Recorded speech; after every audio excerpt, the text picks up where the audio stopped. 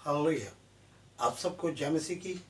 और जैसे कि अभी आप भाई आकाश के साथ खुदा उनके भजन में संगति करी, आपने आनंद उठाया और भजन बता रहा था हमें कि पाकरू हम तेरे प्यासे हैं।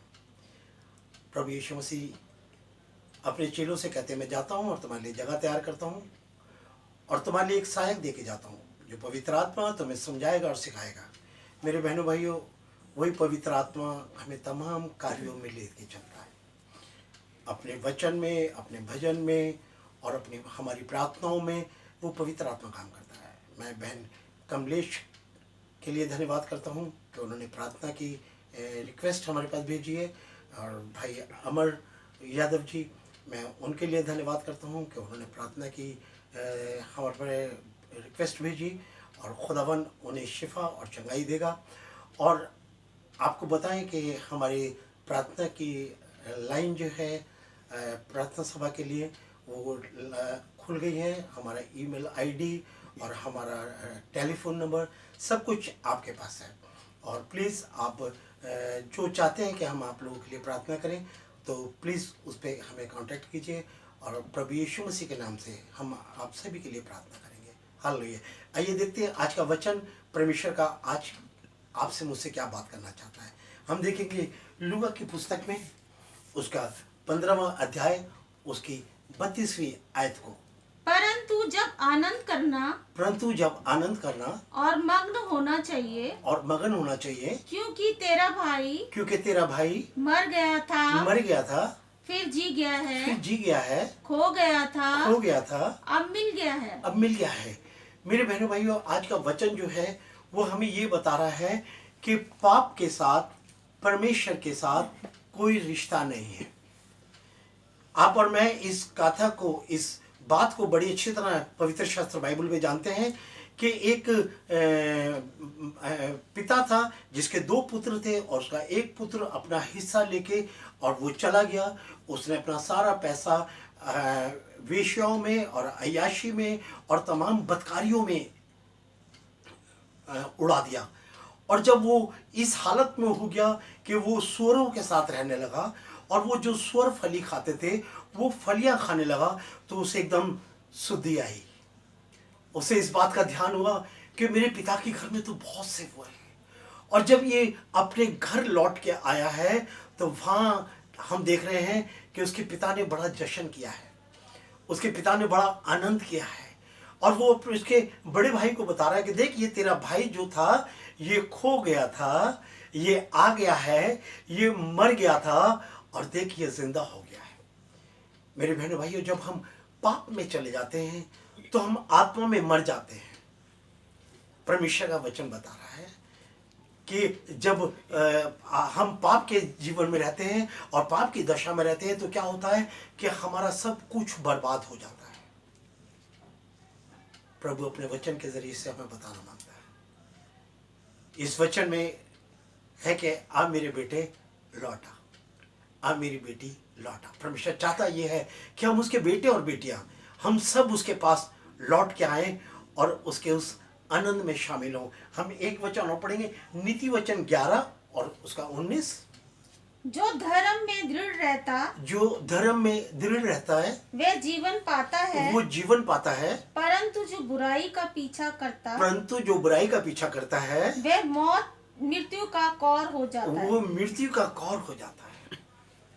मेरे बहन भाइयों, अगर हम बुराई में और पाप में रहेंगे तो आप और मैं मृत्यु का कौर हो जाएंगे, क्योंकि प्रभु यीशु मसीह आपको मुझे बताना मांग रहा है कि पाप की मजदूरी तो मृत्यु है, मौत है।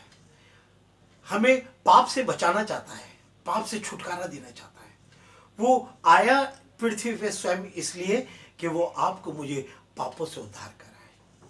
बाइबल बताती है कि एक कुंवारी गर्भवती होगी और एक पुत्र को जन्म देगी, और उसका नाम यीशु रखा जाएगा, जो अपने लोगों को उनके पापों से उद्धार दिलाएगा।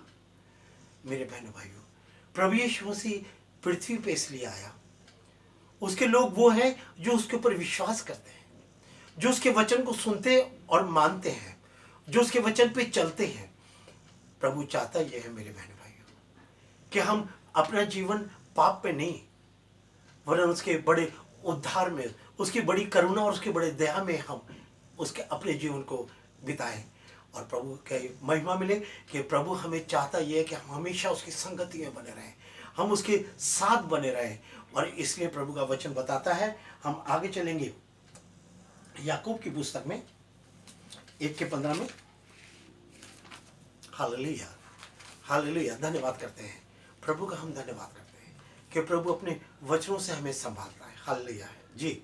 फिर अभिलाषा गर्भवती होकर पाप को जनती है और पाप जब बढ़ जाता है तो मृत्यु को उत्पन्न करता है।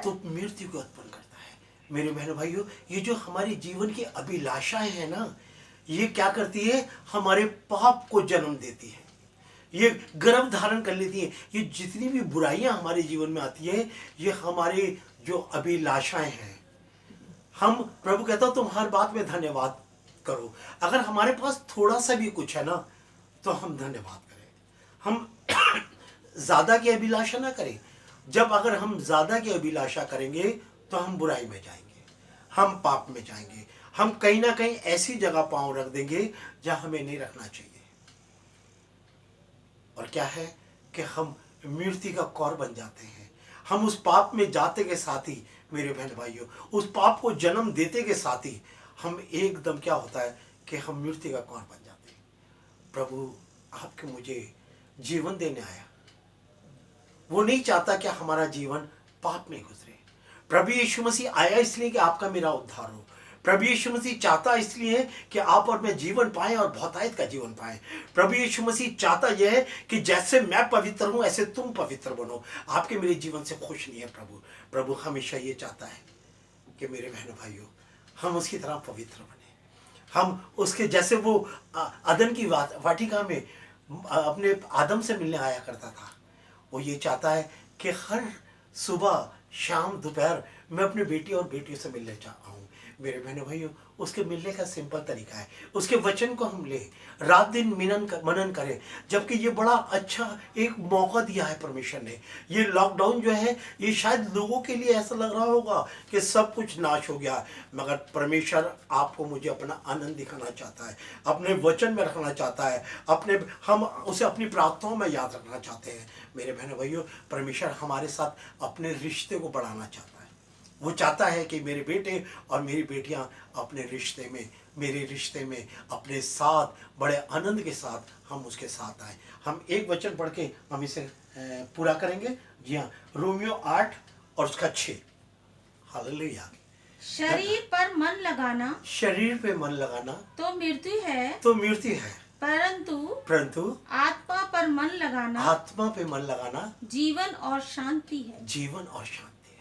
वो शांति का राजकुमार प्रभु यीशु मसीह, वो कह रहा है मैं ऐसी शांति नहीं देता जैसे दुनिया देती है, संसार देता है। मैं तुम्हें अपनी शांति देता हूं।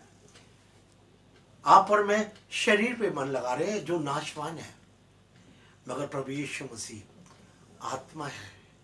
इसलिए वो कह रहा है जो आत्मा में मन लगाता है वो अनंत जीवन पाता है, वो शांति पाता है।